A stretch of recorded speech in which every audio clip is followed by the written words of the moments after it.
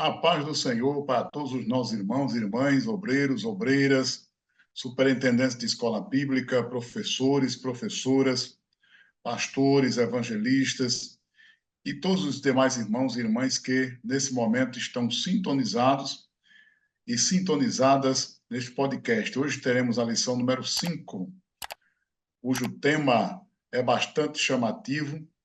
Daniel, Deus controlando tudo. Bênção de Deus. Eu sou o evangelista Souza, aqui da cidade de Currais Novos, e estou juntamente aqui com o pastor Túlio. Muita alegria, bênção do Senhor. Então, as minhas saudações iniciais é que nós possamos sempre, na presença de Deus, entender que Ele é soberano em nossas vidas. Pastor Túlio, com as suas considerações iniciais. A paz do Senhor, evangelista Souza, como também a todos os professores, alunos e superintendentes da Escola Bíblica Dominical, especificamente da classe juvenis, e todos aqueles que terão acesso a esta aula, que sejam completamente abençoados com o conteúdo que aqui será transmitido e que sirva de crescimento para a sua vida e para cada vez mais você possa servir ao reino de Deus para a edificação da igreja. É isso que nós esperamos, contribuir com a vida de cada um dos nossos irmãos. Amém. A temática é Daniel, Deus controlando tudo. E a referência bíblica está no livro do profeta Daniel, capítulo 1, versículo 17, que diz: Ora, a estes 4 jovens Deus deu o conhecimento e a inteligência em todas as letras e sabedoria, mas a Daniel deu entendimento em toda visão e sonhos. Então, aí nós temos o nosso referencial bíblico nesta lição. E alguns textos aqui da leitura bíblica em classe, a qual encontra-se em Daniel, capítulo 1, versos 1 ao 7, ainda no mesmo livro, Daniel, capítulo 2, versos 29, 30. E aqui nós temos este texto, e eu vou ler apenas alguns versículos. Versículo 1 de Daniel 1 diz assim: No ano terceiro do reinado de Jeoaquim, rei de Judá, veio Nabucodonosor, rei da Babilônia, a Jerusalém, e a sitiou. E é interessante porque a Bíblia diz assim no verso 2: E o Senhor entregou nas suas mãos a Jeoaquim, rei de Judá, e uma parte dos utensílios da casa de Deus, e ele os levou para a terra de Siná, para a casa do seu Deus, e pôs os utensílios na casa do tesouro do seu Deus. E no capítulo 2, versos 29 e 30, apenas o versículo 30 diz assim: E a mim me foi revelado este segredo, não porque haja em mim mais sabedoria do que em todos os viventes, mas para que a interpretação se fizesse saber ao rei, e para que entendesse os pensamentos do teu coração. Então, aqui nós temos esta mensagem proferida pelo profeta Daniel. Esta lição, ela tem como objetivo tríplice: primeiro, apresentar a origem e a ascensão do profeta Daniel. Então, aqui nós vemos a apresentação do profeta Daniel. Segundo, pontuar a fé e a fidelidade demonstrada aí, ou revelada, né, por Daniel e seus amigos na Babilônia. E em terceiro, o terceiro objetivo é ressaltar como Deus honrou a fidelidade de Daniel e seus amigos diante dos desafios enfrentados. Então, é bem importante aqui nós entendermos que Deus usa este jovem, este homem, e já no final do cativeiro, este homem ancião, o mesmo profeta Daniel. Na realidade, aqui nós estamos diante de uma maravilhosa lição, e é importante que os professores e as professoras que vão ministrar na classe juvenil possam primeiro entender e passar para seus alunos, demonstrando quem era Daniel, né?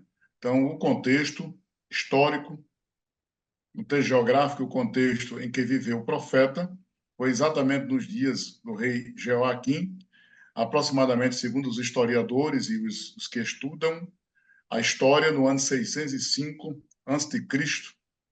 Algumas datas dão 606, outras 605, porém são datas aproximadas, onde Deus permite que Nabucodonosor, que era o rei da Babilônia, invadisse Judá e cercasse Jerusalém.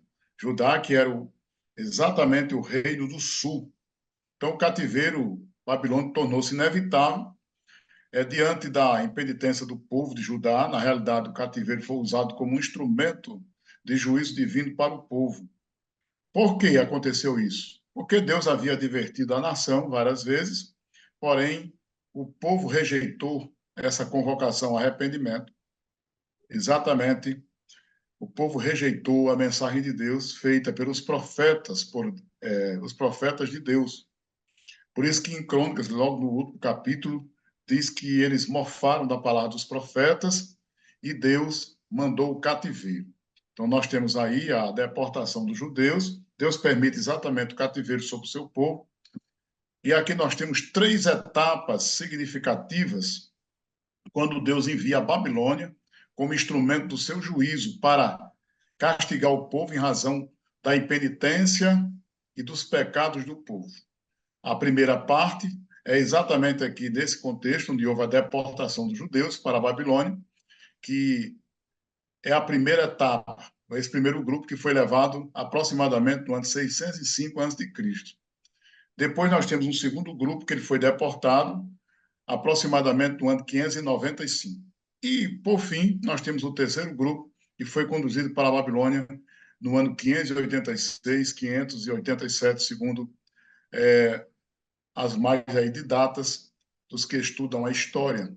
Então, Daniel e seus amigos, eles foram levados durante a primeira etapa. É interessante que em cada etapa a gente tem um profeta de Deus como evidência. Na primeira etapa, que foi esta que nós estamos aqui contextualizando, Daniel se torna o profeta de Deus em evidência. A segunda etapa do cativeiro, que foi no ano 595, nós temos o profeta Ezequiel, que foi estudado exatamente na lição número 4, na lição anterior. E na última etapa, mais ou menos no ano 586, 587, nós temos um profeta em evidência, que é o profeta Jeremias. E é exatamente neste contexto que nós aqui estamos estudando, que é a primeira etapa do cativeiro babilônico, quando Deus manda o povo para a Babilônia. Então, aqui nessas linhas iniciais, é importante que o professor contextualize para que os nossos alunos e alunas possam entender o trabalhar de Deus, o julgamento de Deus sobre uma nação que rejeitou a sua palavra. Deus sempre teve um projeto de nação para Israel. Porém, esse projeto de nação não quer dizer que Deus não puna, que Deus não castigue. Foi isso que aconteceu com o seu povo. No sentido em que, quando nós aplicamos isso em nossa vida, significa que nós também nos tornamos semelhante à nação de Israel. Deus tem um projeto para nós? Tem. Mas a gente precisa entender, compreender que Deus requer que a gente viva em santificação, em santidade diante da sua presença. Pastor Túlio aí também tecendo considerações finais sobre esse contexto, onde pode aí, em linhas gerais, falar sobre a linhagem real. Então, evangelista Souza, é importante também, neste primeiro ponto, acredito que os professores reforçar aos alunos a respeito de uma distinção importante ao longo de todo esse trimestre, que é a distinção entre o Reino do Norte e o Reino do Sul. E nós aqui nessa lição estamos especificando aquilo que aconteceu agora no Reino do Sul, que na divisão, no cisma dos reinos, ficou com apenas 2 tribos, que foi Benjamim e Judá, e teria por capital Jerusalém. Então, agora o Reino do Sul ele vai ser invadido por Nabucodonosor em 3 etapas, pois Nabucodonosor utiliza-se desse modo operante para efetuar o ataque. Ele não efetua de uma vez por todas, mas em 3 etapas, como foi bem citado aí pelo senhor. E nesse segundo ponto, há algo importante aqui a ser destacado, pois fala da linhagem real.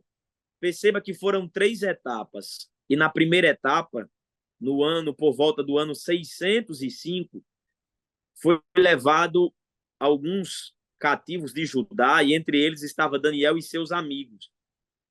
E tudo indica que essa primeira leva implica dizer que eram pessoas mais selecionadas, eram pessoas mais nobres, que passariam por uma seleção específica a fim de serem aculturados ali pelos caldeus e se enquadrarem naquela cultura a ponto de serem formados ali, forjados de acordo com as regras, de acordo com os princípios que os caldeus ali queria gerar uma nação e um povo de acordo com os seus princípios e as suas regras. Então, Aspenaz, o chefe dos eunucos, ele vai trazer alguns jovens que pertenciam a essa linhagem real para participarem de um programa específico no reino de treinamento.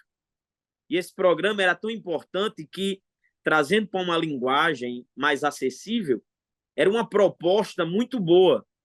E a proposta era a seguinte: eles teriam uma bolsa integral, e nessa bolsa integral eles estudariam pelo menos 3 anos, estudariam certamente uma das melhores escolas, que eles possibilitariam aqueles jovens estudarem, e logo após a sua formação, eles já estavam com emprego garantido, ou seja, já tinham ali acesso ao palácio para servir ao rei e as demandas ali que implicariam em sua vida. Então, perceba que dentro desse contexto era algo muito positivo, dentro dessa visão humana. Mas perceba que havia um pensamento ali por trás. E o pensamento de Nabucodonosor era que aqueles jovens aprendessem as letras, aprendessem a cultura dos caldeus, e eles teriam ali uma rotina de dieta específica, ou seja, com o melhor que eles poderiam oferecer no império. Então, eles tinham todas essas regalias e tudo isso oferecido para eles, para que eles pudessem se aculturar aquela nação. Então, é um ponto importante a ser destacado. Nessa primeira leva, foram pessoas específicas a serem levadas com a intuição de formarem eles de acordo com aquilo que Nabucodonosor previa para que uma nação crescesse e se fortalecesse.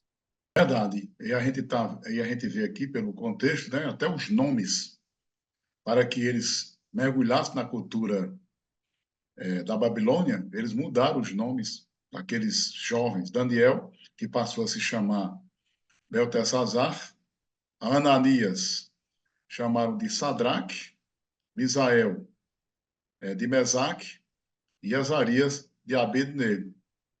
Então, ali no palácio, aqueles jovens aprenderiam, né, as letras, a cultura dos caldeus e teria exatamente essa rotina, conforme você falou. Um cardápio deveria ser servido para que eles fossem fortalecidos no melhor que poderia ser oferecido do império. Mas é isso que você falou.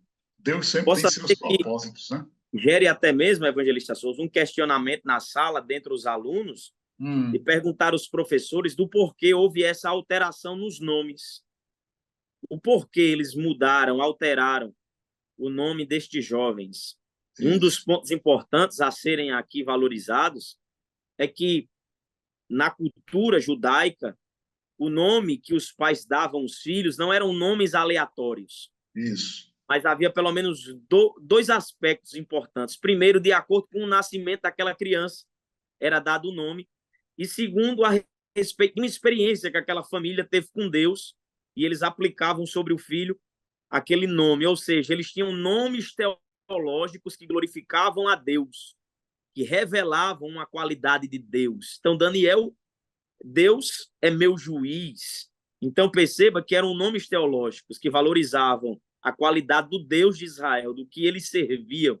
E a alteração do nome fariam com que eles perdessem essa identidade a respeito do Deus que eles serviam, do Deus verdadeiro. Então, esse é um ponto específico a ser tratado, caso surja essa pergunta entre os alunos em sala de aula.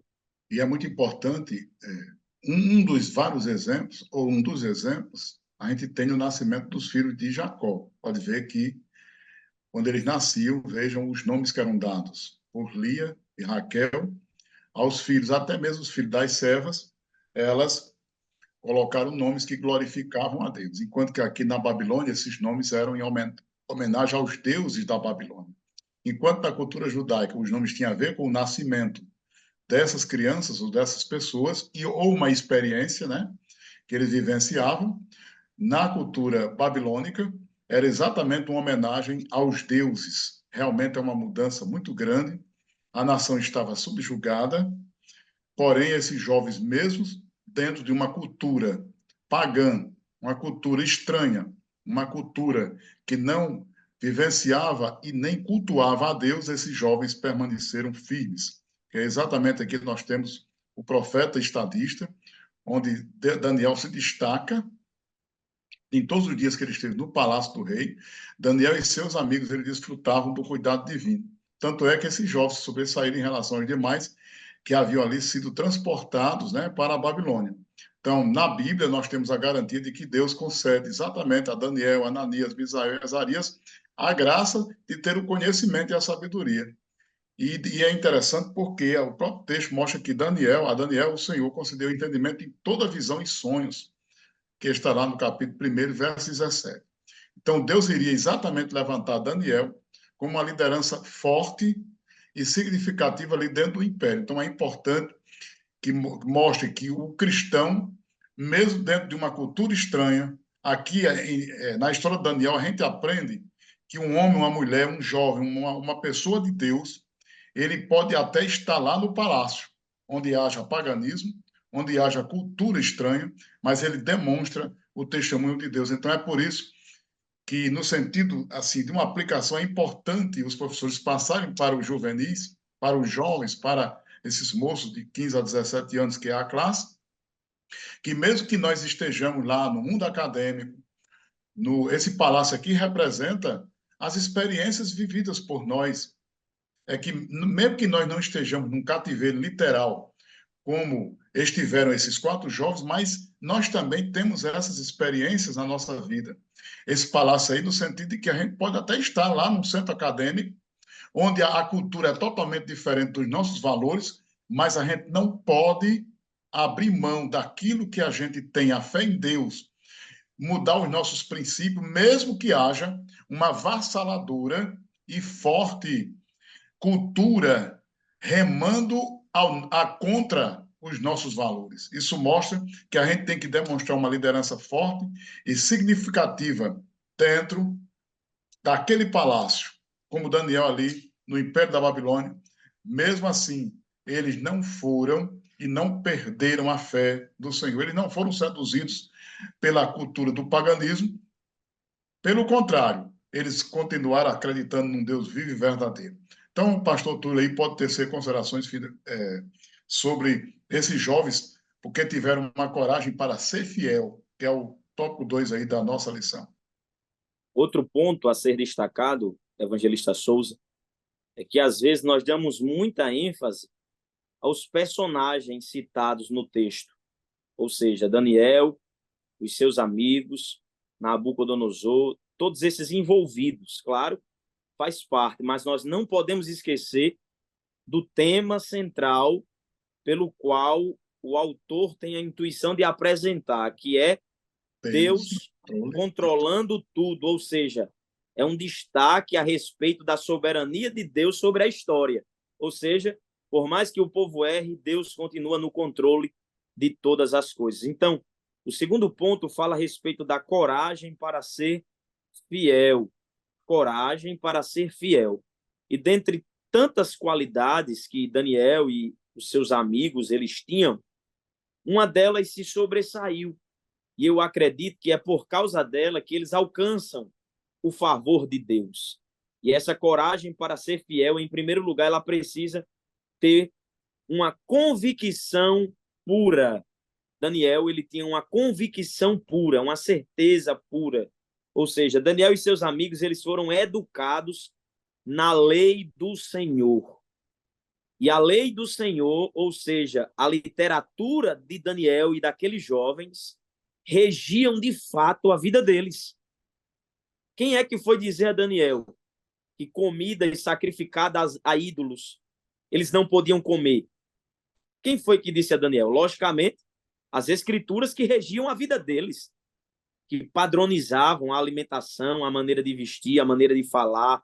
Então, todos esses aspectos é importante, porém, o principal deles é que a lei, ou seja, a palavra de Deus, era que regia e dominava o coração daqueles jovens. E quando a nossa vida ela está fundamentada na palavra, a nossa convicção e a nossa certeza, ou seja, no Deus que a gente serve, ela é pura, ela é real, ela é verdadeira. Então, esse aspecto é um aspecto importantíssimo a ser destacado é que a lei do Senhor, desde a infância de Daniel, notoriamente, as práticas religiosas, a dieta, bem como os ensinamentos, contrariavam tudo aquilo que eles aprenderam e foram formados, tanto pelos seus pais, culturalmente, como também pela lei do Senhor, que eles obedeciam e eram completamente regimentados diante dessa situação. Então, quando eles foram para este lugar, eles estavam alicerçados e fundamentados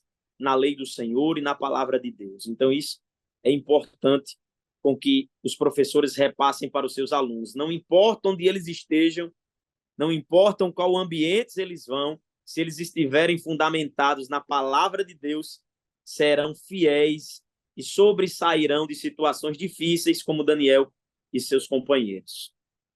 Verdade. Você falou aí sobre a convicção pura, né, que aqueles jovens tinham. E no subitem aqui, isso aí se traduziu em ato. Eles decidiram não se contaminar. Então, exatamente o conhecimento da lei do Senhor, que era exatamente a regência na vida deles. A palavra de Deus que deve ser sempre a nossa referência. Então, é importante que os professores, as professoras repassem para os seus alunos que, onde quer que nós estejamos, a palavra de Deus deve ser a nossa referência. E é esta a grande lição desta temática de hoje. Deus está no controle, exatamente. Deus mostra que mesmo a nação sendo levada para o cativeiro, mesmo que Deus tenha usado a Babilônia como instrumento do seu juízo, Deus também ainda continuou no controle. Alguém pode até dizer, como é que uma nação de Deus, que Deus sempre teve um projeto de nação para Israel, Deus, no seu grande amor, faz isto? Exato, o amor de Deus tem nuances que a gente não desconhece. O próprio amor de Deus fez isso para demonstrar o juízo sobre um povo, para que eles se voltassem para Deus e entendessem. E aqui nós temos na pessoa desses jovens exatamente essa convicção. Eles decidiram não se contaminar com o cardápio que era servido dos manjares do rei. E para isso, Deus também honrou a fé daqueles homens, a ponto de que, no resultado final, eles se tornaram mais fortes do que aqueles que seguiram exatamente os ditames e a cultura daquele império. A vida de oração também foi uma decisão firme e forte daqueles jovens, porque eles se mantiveram firmes na fé, né? A decisão de não se contaminar com aquela cultura babilônica não seria exatamente suficiente, mas eles precisariam seguir uma busca de comunhão com Deus alimentada com a oração.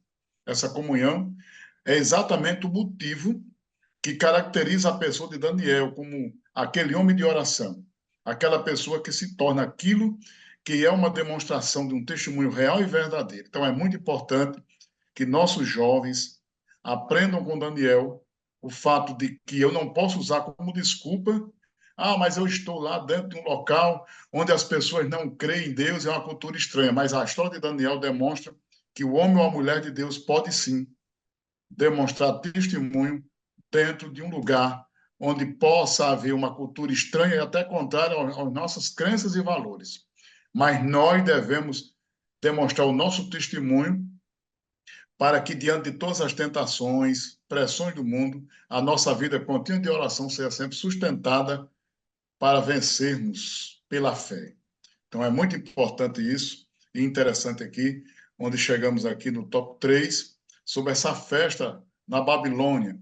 Aí nós temos alguns eventos que se seguem, porque Daniel dá a entender pelo contexto, pelo texto, pela história, que ele foi levado jovem para a Babilônia, juntamente com aqueles moços, e quando termina o cativeiro babilônico, nós temos lá um homem que amadureceu, que enfrentou as pressões de uma cultura estranha, mas nunca se contaminou.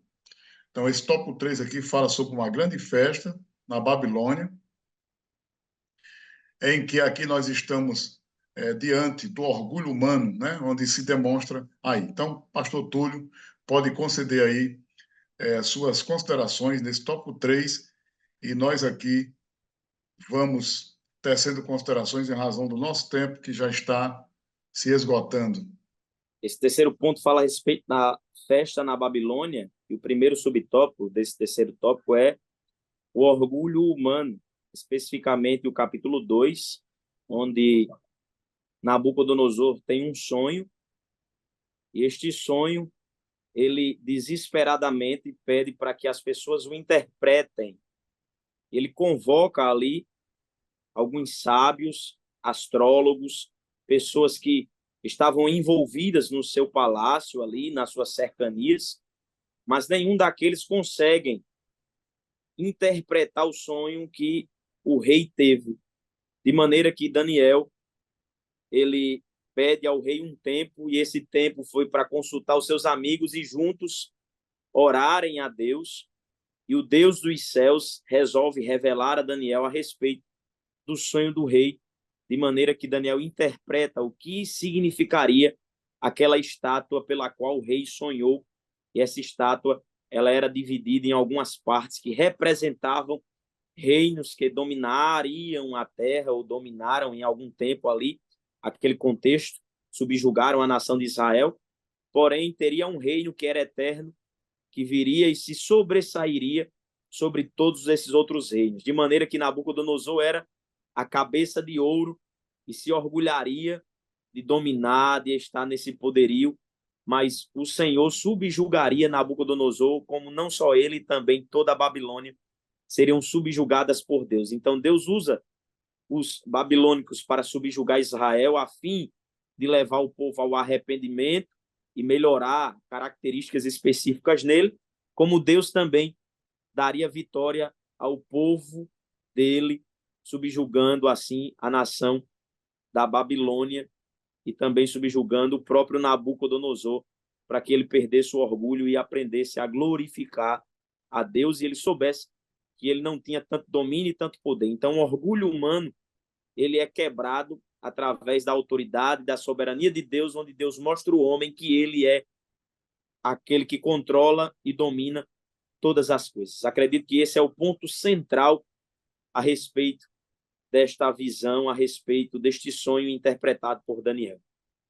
E é interessante, pastor Túlio, que o capítulo 2 e o 3, eles falam exatamente sobre estátuas e o poder de Deus sobre elas.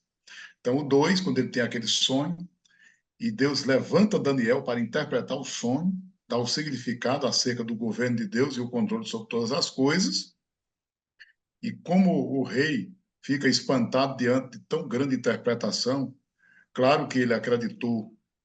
Porém, no capítulo 3, nós temos de novo um, uma festa, né, em que ele faz exatamente aquela estátua que o rei mandou construir, que tinha aproximadamente 2,60 metros de largura e 27 metros de altura, que foi levantado exatamente naquele chamado Campo de Dura. Então, essa estátua colossal é exatamente um símbolo de governo para que as nações que estavam subjugadas sob o poder da Babilônia juntamente se reunisse e juntamente adorassem, né? Reverenciassem.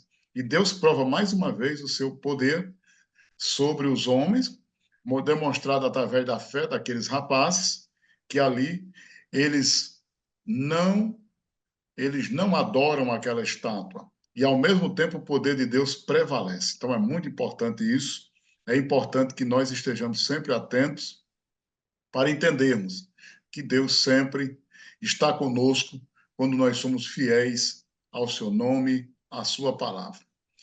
Aqui nós temos exatamente o poder revelador de Deus sobre o quarto homem, quando a gente vê a história dos três rapazes, os três homens, os três jovens, e o quarto, que representa exatamente o quarto ser, como aquele que canaliza aqui toda a mensagem, né, do livro do profeta Daniel, que livrou os seus servos da fornalha de fogo ardente.